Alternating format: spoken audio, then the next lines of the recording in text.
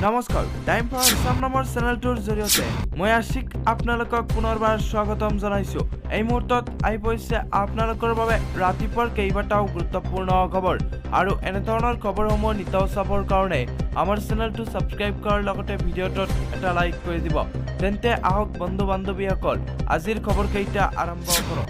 আজিৰ প্ৰথমটো গুৰুত্বপূৰ্ণ খবৰ, খ্ৰীষ্টান বস্তিৰ বাৰত মাৰপিট কৰি চৰম উদ্ভণ্ডালি, কৰ্তৃপক্ষৰ কঠোৰ শাস্তিৰ সন্মুখীন GMCHৰ 3 চিকিৎসক শিক্ষাৰ্থীৰ। খ্ৰীষ্টান বস্তিৰ বাৰত নিশা GMCHৰ চিকিৎসক শিক্ষাৰ্থীয়ে কৰে উদ্ভণ্ডালি। এই চিকিৎসক শিক্ষাৰ্থীৰ বিৰুদ্ধে সুৰাপান কৰি মাৰপিটৰ অভিযোগ উত্থাপন হৈছে। ইয়াৰ পিছতে উদ্ভণ্ডালি কৰা ছাত্ৰৰ বিৰুদ্ধে GMCHৰ কৰ্তৃপক্ষই ব্যৱস্থা গ্ৰহণ কৰি 3 ছাত্ৰক GMCHৰ পৰা বহিষ্কাৰ কৰা হৈছে। উল্লেখযোগ্য যে অহা 6 মাহৰ বাবে তিনিওকে কলেজৰ পৰা বহিষ্কাৰ কৰা হৈছে। ইয়াৰ উপৰিও সিহঁতক অনিৰ্দিষ্ট কাললৈ হোষ্টেলৰ পৰা বহিষ্কাৰ কৰা হৈছে। বহিষ্কৃত 3 ছাত্ৰৰ ভিতৰত কনিষ্ঠ চিকিৎসক গোলাঘাট শইকীয়া, তৃতীয় বৰ্ষৰ এজন ছাত্ৰ হোজাই ঋষিকেশ বিপাক্ষ আৰু তৃতীয় বৰ্ষৰ আন এজন ছাত্ৰ মংগলদৈৰ শশাংক কাশ্যপ বুলি জানিব পৰা গৈছে। লগতে উদ্ভণ্ডালি কৰা আন 15 জন 3 মাহৰ বাবে হোষ্টেলৰ পৰা বহিষ্কাৰ কৰা হৈছে। মন কৰিবলগীয়া যে গুৱাহাটী চিকিৎসা মহাবিদ্যালয়ৰ অধ্যক্ষই জনোৱা অনুসৰি হোষ্টেলত থকা শিক্ষাৰ্থীসকলে হোষ্টেলত প্ৰৱেশ কৰাৰ সময়ত নিশা 9:30লৈকেহে থাকে। কিন্তু উক্ত ছাত্ৰকেইজনে এই সময়সীমাৰ অতিৰিক্ত সময় বাহিৰত আছিল। গতিকে ছাত্ৰকেইজন হোষ্টেলৰ নীতি নিয়ম ভংগ কৰিছে। আজিৰ পৰৱৰ্তী খবৰ, ৰাজ্যৰ চৰকাৰী কৰ্মচাৰীসকলৰ বাবে আহিছে এটা ডাঙৰ গুৰুত্বপূৰ্ণ খবৰ। ৰাজ্যৰ চৰকাৰী কৰ্মচাৰী বিবাহৰ ক্ষেত্ৰত আহিল নতুন নিয়ম। হয় বন্ধু বান্ধৱীসকল, এতিয়াৰ পৰা চৰকাৰী কৰ্মচাৰীয়ে অনুমতি নোলোৱাকৈ কৰিব নোৱাৰিব দ্বিতীয় বিবাহ।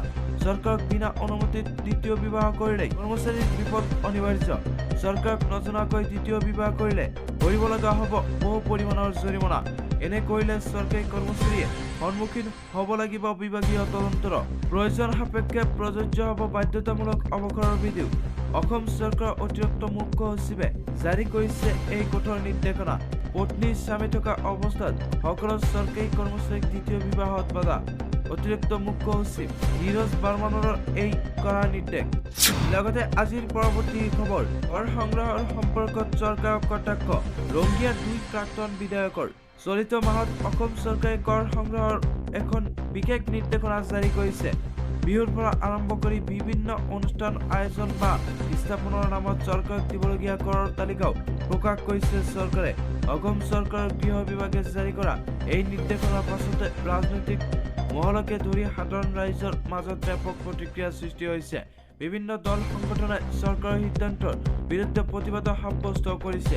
ইয়াৰ মাজতে কামৰূপ জিলাৰ ৰংগিয়াৰ 2গৰাকী প্ৰাক্তন বিধায়কে চৰকাৰৰ এনে সিদ্ধান্তক তীব্ৰ সমালোচনা কৰিছে। ৰংগিয়াৰ এসময়ৰ বিধায়ক অনন্ত ডেকাই বিষয় সন্দৰ্ভত মন্তব্য প্ৰকাশ কৰি কয় যে চৰকাৰে বিভিন্ন ক্ষেত্ৰত হিতাধিকাৰী নিৰ্বাচন কৰি সময়ে সময়ে লোৱা ঋণবোৰ দেউলীয়া হ'বলৈ ওলাইছে।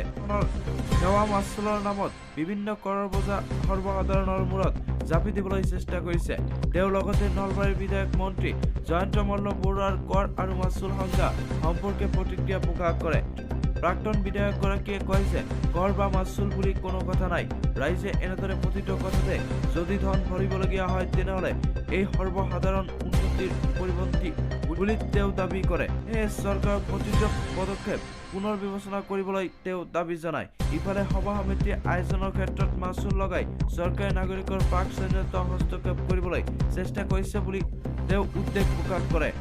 ইফালে ৰংগিয়াৰ আন এগৰাকী প্ৰাক্তন বিধায়ক ঘনশ্যাম কলিতাই কৰ সংগ্ৰহৰ সম্পৰ্কে তীব্ৰ মন্তব্য কৰি কয় যে জাতি মাটি ভেটি ৰক্ষাৰ কথা দি ক্ষমতালৈ অহা চৰকাৰখনে নিজৰ প্ৰতিশ্ৰুতি ভংগ কৰিছে।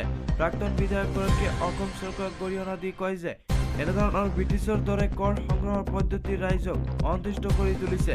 চৰকাৰৰ এনেধৰণৰ পদক্ষেপৰ বাবে সৰ্বসাধাৰণ ৰাইজৰ যথেষ্ট ক্ষতি হ'ব বুলি তেওঁ